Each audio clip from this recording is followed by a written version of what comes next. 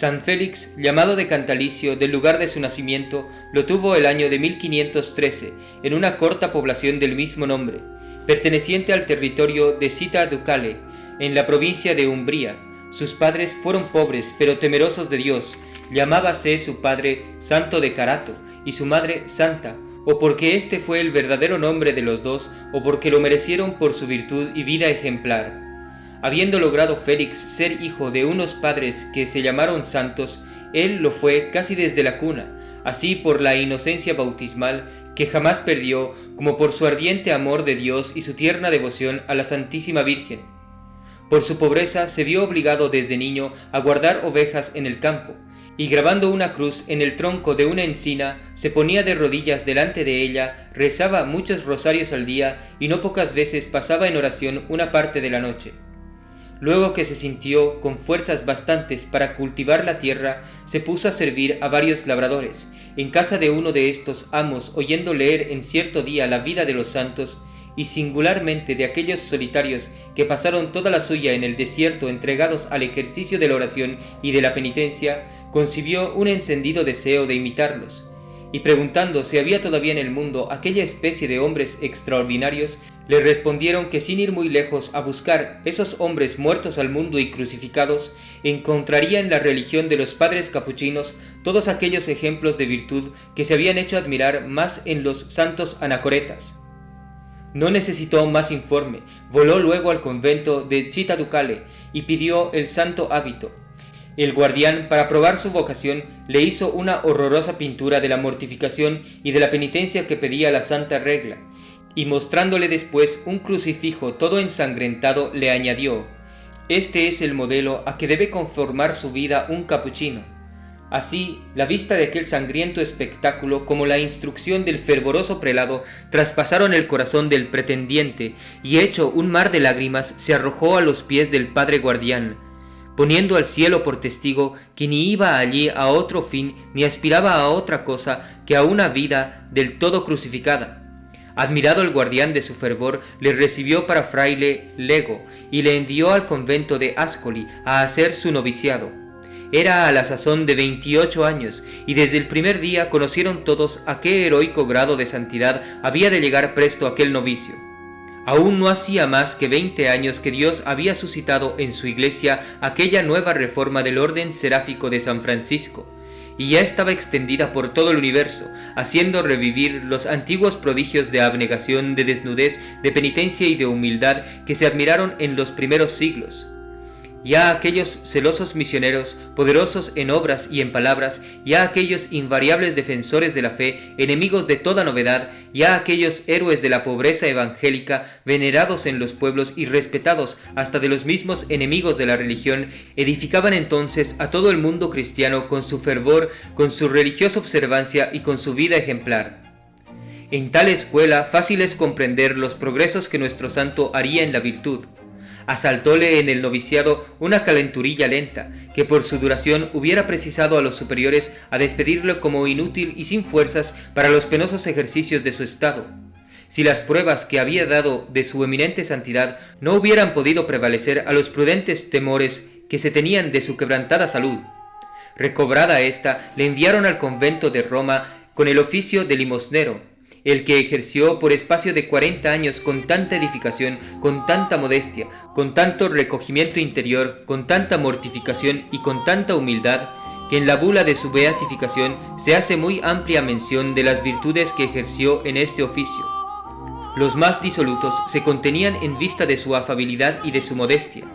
Su humilde y religiosa compostura, la virtud retratada en su semblante, su circunspección y sus palabras hacían impresión en los corazones y convertían a muchos obstinados pecadores. Salía por la ciudad con los ojos bajos, con el rosario en la mano, el corazón en Dios y con un devoto silencio. Algunas veces decía al compañero: «Buen ánimo, hermano, los ojos en tierra, el espíritu en el cielo y en la mano el Santísimo Rosario». Era su oficio pedir el pan y el vino para la comunidad, y cuando volvía al convento cargado de pan y con el vino sobre los hombros, solía decir con gracia: «Entré capuchino con ánimo de no probar el pan ni el vino en toda mi vida, y Dios para probarme ha querido hacerme como dueño de todo el vino y de todo el pan que hay en Roma». Y era así, que aquella misma abundancia que introducía Félix en su convento a él solo le servía para aumentar el mérito de su mortificación y de su abstinencia. Ni una ni otra parece podían subir a más alto punto. Jamás condescendió en cosa alguna con el gusto y con la inclinación de sus sentidos. Ayunaba a pan y agua las 3 cuaresmas de su seráfico padre San Francisco, y no comía sino los mendrugos de pan que dejaban los frailes. Su cama era una manta sobre una tarima, su cabecera un haz de sarmientos, y el sueño nunca pasaba de 3 horas. Tomaba cada noche 3 crueles disciplinas, y no se quitaba el cilicio, siendo su oficio tan penoso, especialmente los últimos años de su vida, en que el cuerpo debilitado con los trabajos, extenuado con las penitencias y consumido con las enfermedades, apenas podía sostenerse, ni por eso admitió jamás el menor alivio.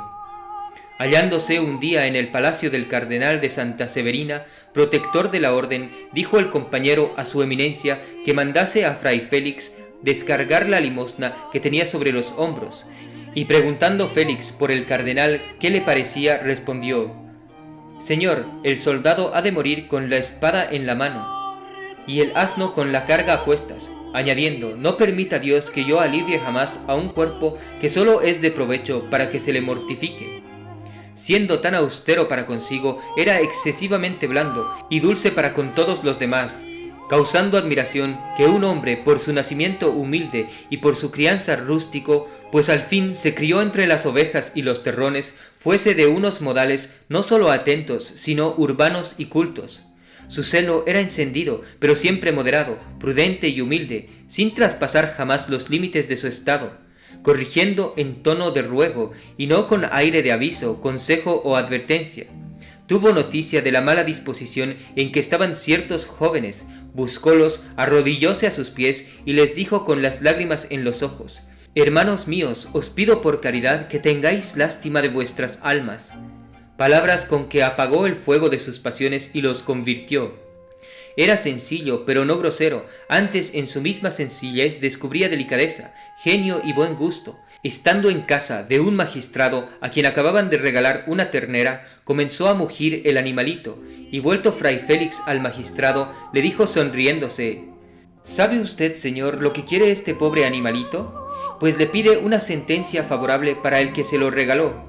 Sus reflexiones eran justas y siempre muy al alma. Mostrábale un célebre abogado su copiosa librería, en medio de la cual había un devoto crucifijo, y preguntando a fray Félix qué le parecía de aquella multitud de libros, respondió: «Paréceme que todos estos libros solo deben servir para estudiar y entender bien este libro grande», señalando al crucifijo, que es el compendio de la ley, y debe ser la regla de nuestra vida.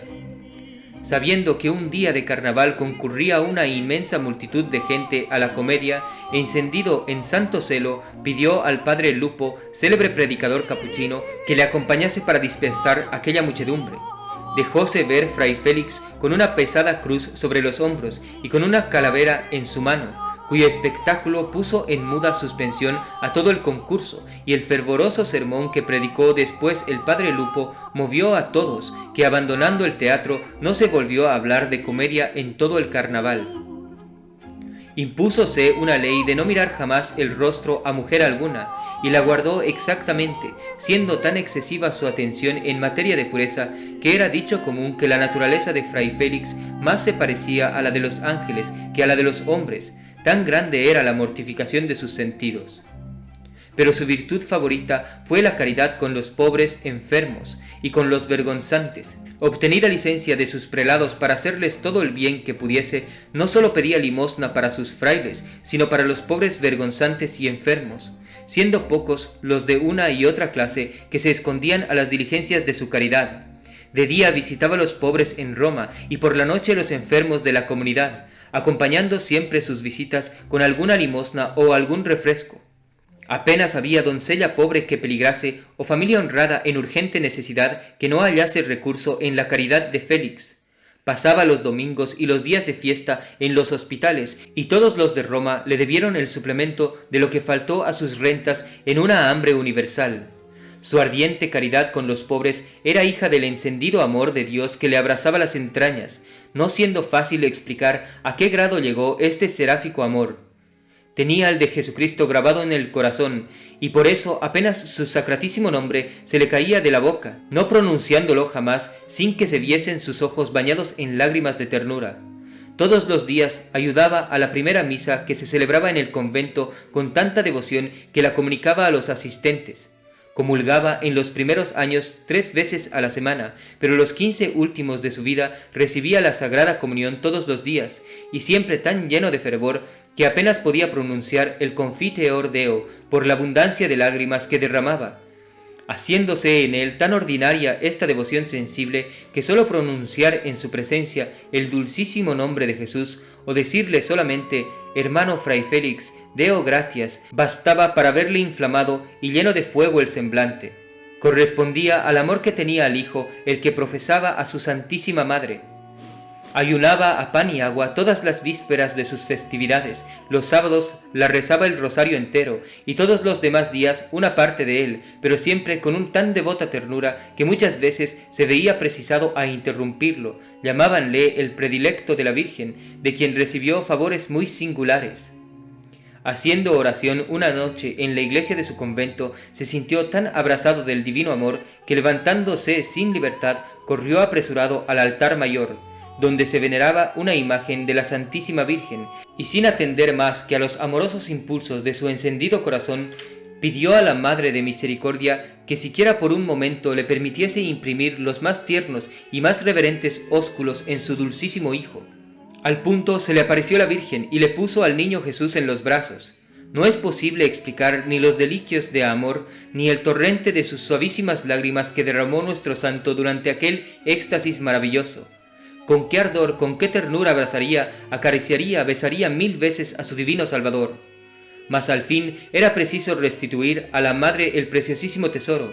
Hízolo, pero fue eterna la impresión que hizo en su alma este singular favor, y con razón se escogió después como por su emblema o por divisa, como se ve en sus imágenes y retratos.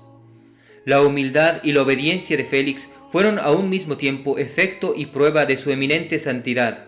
Aniquilábase, por decirlo así, delante de sus prelados y de cualquier sacerdote, y preguntando por qué hacía aquellos excesos de abatimiento, sólo respondía: «Vosotros sois sacerdotes del Altísimo, y yo un pobre hermano lego». Cuando volvía al convento, después de pedir limosna, su mayor gusto era emplearse en los más bajos y más penosos oficios de la casa.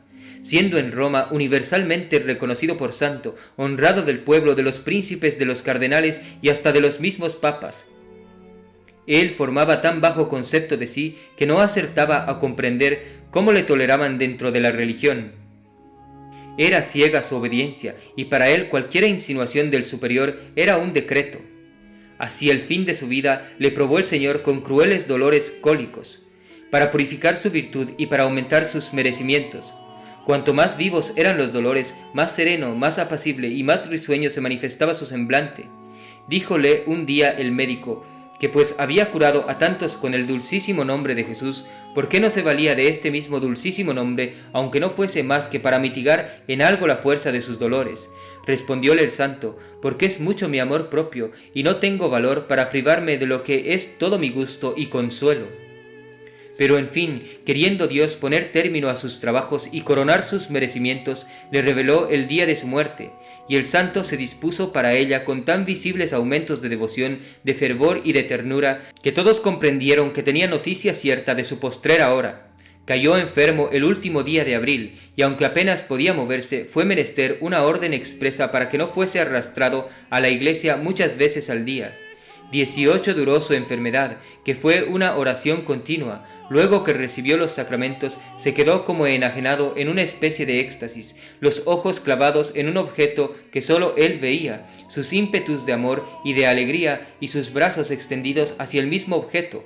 Todo denotaba alguna cosa muy extraordinaria que pasaba en su alma. Un hermano que le asistía y se llamaba Fray Urbano le preguntó qué era lo que veía. «¿Pues qué?», le respondió Félix.